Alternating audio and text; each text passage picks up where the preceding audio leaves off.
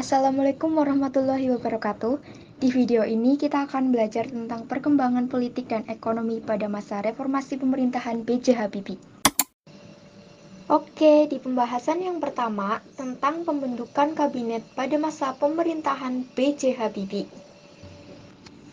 Kabinet Reformasi Pembangunan adalah nama kabinet pemerintahan pimpinan Presiden Baharudin Yusuf Habibie. Masa kerja kabinet ini berlangsung selama 1 tahun, yaitu pada tanggal 21 Mei 1998 hingga tanggal 20 Oktober 1999. Dibentuknya kabinet ini merupakan akibat dari peristiwa mundurnya Soeharto dari jabatannya sebagai presiden pada Kabinet Pembangunan 7. Pada waktu itu, banyak permasalahan yang terjadi di Indonesia. Salah satu masalah terbesar adalah krisis moneter 1998 dan juga beberapa aksi unjuk rasa yang dilakukan mahasiswa Indonesia.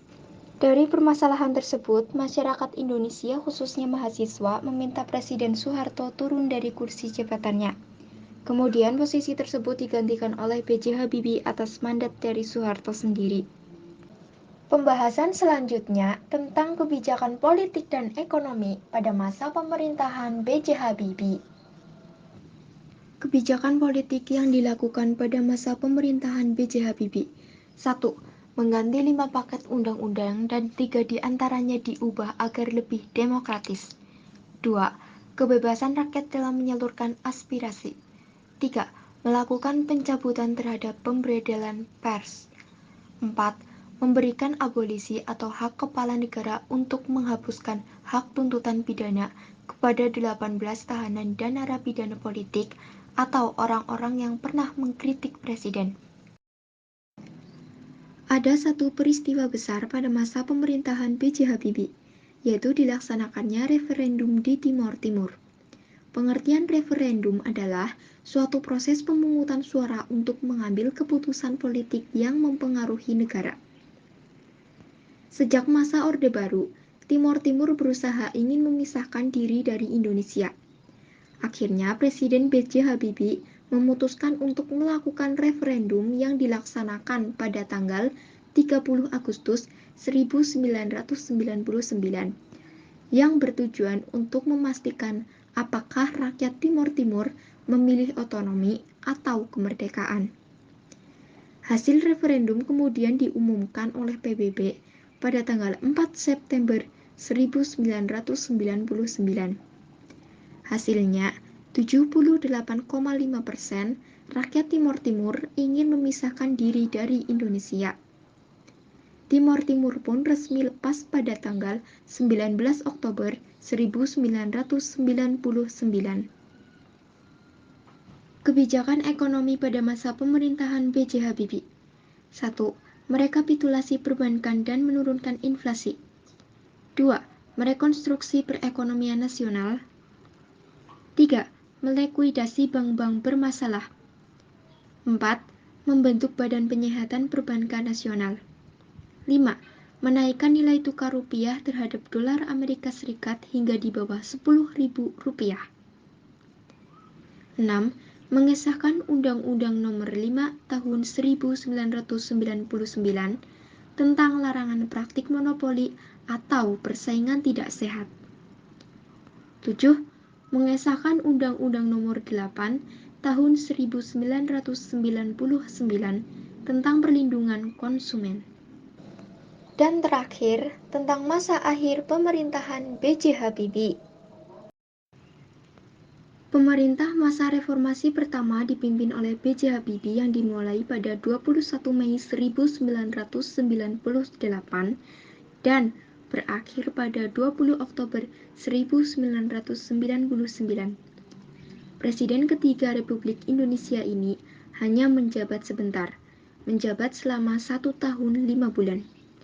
B.J. Habibie menjabat sebagai presiden dengan kurun waktu yang singkat, karena pada saat itu dianggap sebagai perpanjangan tangan rezim Orde Baru. Jadi, rakyat menuntut Habibie untuk segera melakukan pemilihan umum.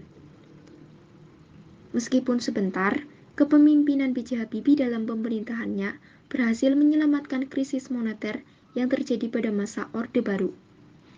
Dan pemerintahannya membentuk Kabinet Reformasi Pembangunan. Faktor penyebab lengsernya Presiden B.J. Habibie yaitu 1. Di tengah-tengah upaya pemerintah B.J. Habibie memenuhi tuntutan reformasi, pemerintah Habibie dituduh melakukan tindakan yang bertentangan dengan kesepakatan MPR mengenai masalah Timor Timur. Pemerintah dianggap tidak berkonsultasi terlebih dahulu dengan DPR atau MPR sebelum menawarkan opsi kedua kepada masyarakat Timor Timur. 2. Masalah itu tidak berhenti dengan lepasnya Timor Timur. Setelah itu, muncul tuntutan dari dunia internasional mengenai masalah pelanggaran HAM yang meminta pertanggungjawaban militer Indonesia sebagai penanggung jawab keamanan pasca jajak pendapat. Hal ini mencoreng Indonesia di dunia internasional. 3. Selain kasus pelanggaran HAM di Timor Timur, terjadi kasus yang sama di Aceh melalui Gerakan Aceh Merdeka atau GAM dan Irian Jaya lewat organisasi Papua Merdeka atau OPM dengan kelompok separatisnya yang menuntut kemerdekaan dari wilayah Republik Indonesia. 4.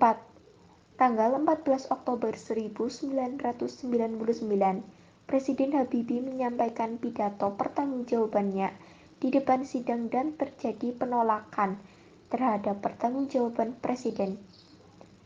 Pada umumnya, masalah-masalah yang dipersoalkan oleh fraksi-fraksi tersebut adalah masalah Timor Timur, KKN termasukkan pengusutan kekayaan Soeharto, dan masalah HAM. 5. Pada tanggal 20 Oktober 1999, Ketua MPR Amin Rais menutup rapat paripurna sambil mengatakan, dengan demikian pertanggungjawaban Presiden B.J. Habibie ditolak. Pada hari yang sama, Presiden Habibie mengatakan bahwa dirinya mengundurkan diri dari pencalonan presiden.